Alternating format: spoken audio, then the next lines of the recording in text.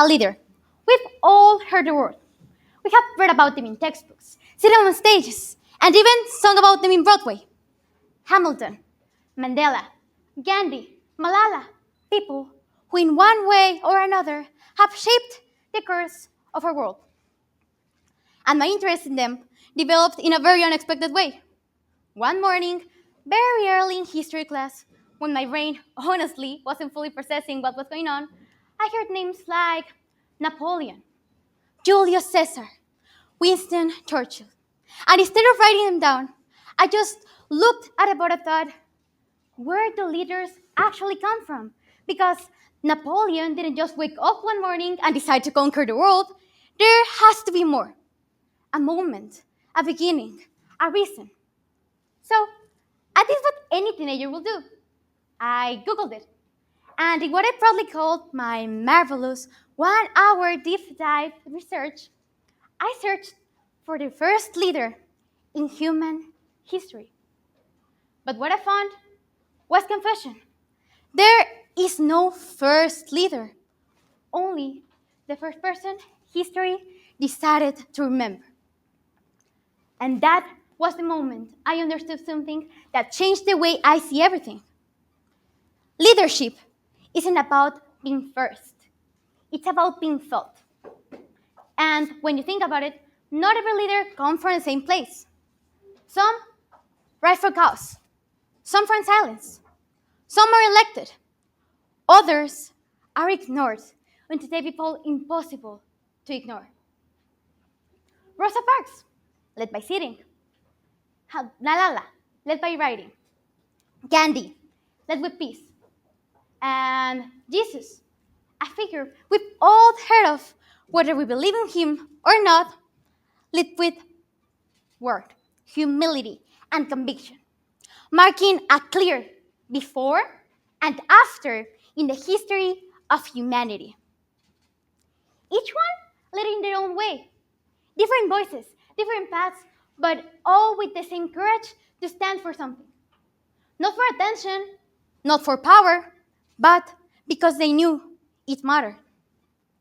They didn't lead because they were the strongest or the loudest. They lead because they had something to stand for. Leadership has transformed our worlds in ways I couldn't even begin to describe. Millions have followed them, trust them, admire them, and that is power. But as history has shown us, power can be dangerous. But what about purpose? Purpose builds. Not all leaders inspire, some destroy. So the question is never, are you leading? The real question is, where are you leading others to? The truth is that you can find leaders anywhere. Not all of them will stand on a stage or appear in history books. Some don't have titles, or applause, or recognition, but they have something greater. The courage to speak up, to stand where others remain seated, to be judged, questioned, and misunderstood, and still keep going. Because being a leader isn't about power or status. It's about doing what's right when it's hard. It's about willing to move, even when no one else moves with you. And sometimes, the quietest act of bravery may become the loudest echo. That brings me to us, our generation. We've been taught, you are the future. But the world doesn't need a future that's waiting. It needs a present that's willing. We don't need to wait until we're ordered to be heard. We don't need a title, a degree, or permission. We need courage. Courage to speak, even when our voice shakes. Courage to say, this matters, even when no one else is listening. And I'm telling you this because I've been there. I've been called too young, too intense, too different. I know how it feels like to be judged, criticized, excluded. I've had it all. So many versions of you are not enough that at some point I believed it. I started thinking I needed to quiet down, to be less, to fit more, until I realized fitting never changed the world. Standing out did. How can we change anything if we are not willing to be the change? Why to be ordinary when you can be extraordinary? You will always be criticized because you talk too much or too little, because you're too small or too big. So why should we care? They don't know how capable you are. They don't know you the way you know yourself. So why are we giving them the opportunity to have a space in our heart or in our mind? Focus. Focus on your life. Focus on your success. Don't let those who criticized you to leave a mark in yourself. Simply let them talk because they will always talk, and let yourself grow. That's why I stopped chasing normal. I started to do what I love without fear of judgment. Because being different isn't a weakness, it's a direction, it's a spark, the beginning of every legacy that has ever mattered. And that's what I want to leave behind. Not just a moment, not just a project, a legacy. Because I don't want to just talk about change.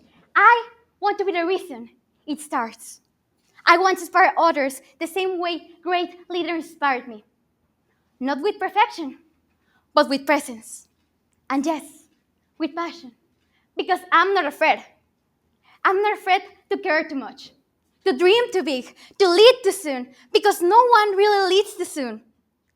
They just lead before others are ready. Now, I want you to tell you something, and I want you to think about it. What is the real question? The real question is, where do leaders come from? Or it is, what kind of leader are you willing to become? In words of Hamilton, a line that echoes in my heart every single day, history has its eyes on you. And you know what? I believe it. I feel it because history has its eyes on me, and I'm willing to look right back. So how do we change the world? We stop waiting. We speak with purpose. We act with heart. And we lead. Not because we're supposed to, but because we're ready.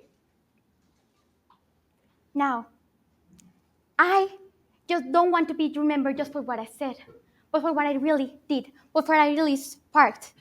I'm willing to give everything, every failure, every version of myself that dares to try again, because I don't want to be a moment. I want to be a name that echoes. I am Valeria Castillo Hernández.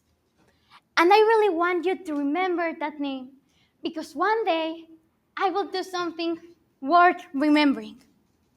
And that day might start with this one. Thank you.